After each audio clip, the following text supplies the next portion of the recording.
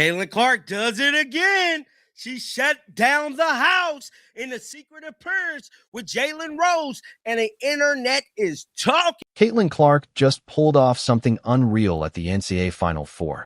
She showed up, sat courtside with Jalen Rose, and completely stole the spotlight without playing a single second. While teams like UConn Huskies women's basketball, USC Trojans women's basketball, Notre Dame Fighting Irish women's basketball, and Texas Longhorns women's basketball were supposed to be the main story. Instead, viral clips took over the internet. Fans couldn't stop talking about her, and once again the attention shifted away from the players actually competing, leaving everyone asking the same question. How does someone not even playing manage to generate more buzz than the teams fighting for a national championship? And last but not least, give it up for Caitlin Clark!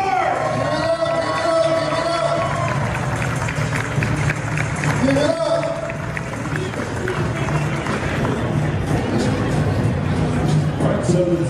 Let's talk about what just went down at the NCAA Women's Final Four, because this might be the most Caitlin Clark moment imaginable. For powerhouse programs, the UConn Huskies women's basketball, USC Trojans women's basketball, Notre Dame Fighting Irish women's basketball, and Texas Longhorns women's basketball are battling for a national championship.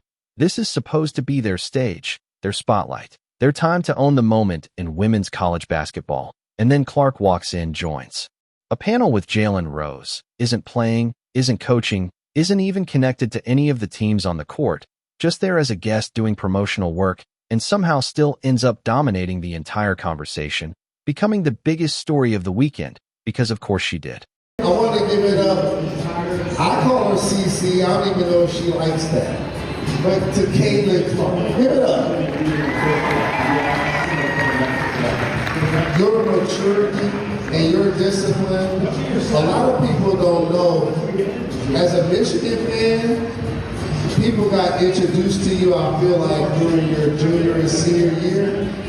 But when y'all looking at her highlights, when she's pulling up from the logo, that was at Michigan. Caitlin Clark sat down with Jalen Rose at what appears to be an event in Michigan, and the moment quickly took on a life of its own as footage began circulating online and went viral, racking up millions of views, trending across social platforms, and being covered widely by sports media. What made it even more striking is that this wasn't a major headline-grabbing press conference, but rather a panel discussion held at the NCAA Women's Final Four Fan Fest, a sponsor-hosted promotional appearance. That, because Clark was involved, turned into the most talked-about moment of the entire Final Four weekend, with Jalen Rose, an NBA veteran who has interviewed countless athletes, openly showing admiration, even reacting to her deep-range shooting and referencing her pulling up from the logo, a basketball term for launching three-pointers from extreme distance, highlighting the level of skill and confidence she brings. Alongside panelists like Darren Peterson, Clark was the featured name drawing. The largest crowd, with fans packing the venue not just for the event itself, but specifically to see her, underscoring the kind of pull she is even when she's not competing. And that broader impact is what some commentators have pointed to, arguing that her presence reflects a shift where her influence extends beyond the court, crediting her with helping elevate the visibility and commercial viability of women's basketball, while also acknowledging that elite players such as Aya Wilson or emerging talents like Paige Buchers may match or exceed her in pure on-court metrics, yet emphasizing that impact, attention, and marketability operate on a different level altogether when discussing her overall effect on the game. I remember when I was coming out of college and I had the lottery, and I was like hoping that Indiana got the first pick, not only from Iowa. Indiana was very close, so it's a place I wanted to be, and the fans here are absolutely incredible, and it's kind of been fun to see how it's changed since I've kind of gotten here. And a lot of my teammates, before I showed up, like, there was only one concession stand open at our arena during the game, so it's certainly changed a lot, and now every time we play at home, it's sold out. When we go on the road, it's sold out. The fans are super passionate; they love it, and that's what I always tell people. Like, I think that's what's kind of changed about women's sports, and certainly women's basketball, and about the fever is like people aren't just buying these tickets to like fill the seats and kind of check the box. Like, they're very passionate about being there. They love the product. They're into the game. They cheer about it. They make noise. I think certainly the way we play and the people we have on our team helps as well with that style of basketball, but I certainly love playing here, and the fans are absolutely incredible, whether it's for us or the Pacers, as you know. Caitlin Clark is being credited by some commentators with reshaping the entire dynamic of the sport and the ecosystem around it, with claims that her arrival helped elevate the WNBA into a space that feels more relevant and worth investing in.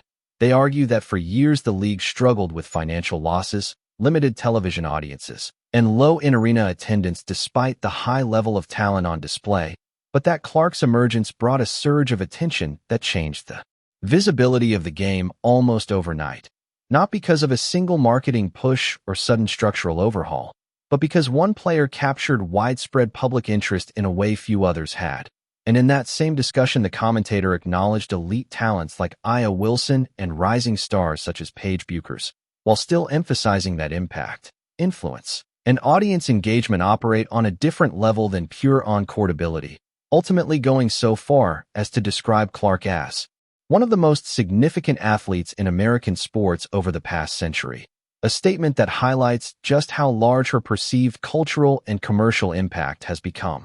Caitlin Clark's impact is hard to ignore when you look at the numbers: viewership spikes, increased revenue interest, growing cultural relevance, and a surge of new fans engaging with the sport. Supporters of this view argue that she has helped elevate the WNBA into a more visible and commercially appealing space than it has been in years. Still, this perspective is not without pushback. Critics often point to legendary figures such as Serena Williams, who dominated tennis for decades, as well as trailblazers like Jackie Joyner-Kersee, Lisa Leslie, and Cheryl Swoops, all of whom made monumental contributions to their respective sports. While each of these athletes helped shape and advance women's athletics in meaningful ways, the argument being made here is that Clark's influence stands out in a different context, particularly in terms of drawing widespread attention, attracting commercial investment, and increasing arena and broadcast engagement around women's basketball. Even so, comparisons are often nuanced, and while Serena Williams is sometimes viewed as the closest parallel in terms of global cultural reach, tennis was already an established and commercially stable sport prior to her rise, which is part of what makes the discussion around Clark's impact so widely debated. Caitlin Clark is being viewed by supporters as someone operating in a different kind of context. The argument is that while figures like Serena Williams elevated an already established ecosystem, with infrastructure, investment, and a global audience already in place, Clark is influencing a space that many believe was still developing in terms of consistent visibility, commercial traction, and mainstream attention within the WNBA. From that perspective, her impact is seen less as refinement and more as acceleration. That contrast is part of what makes her appearance at the NCAA Women's Final Four so notable.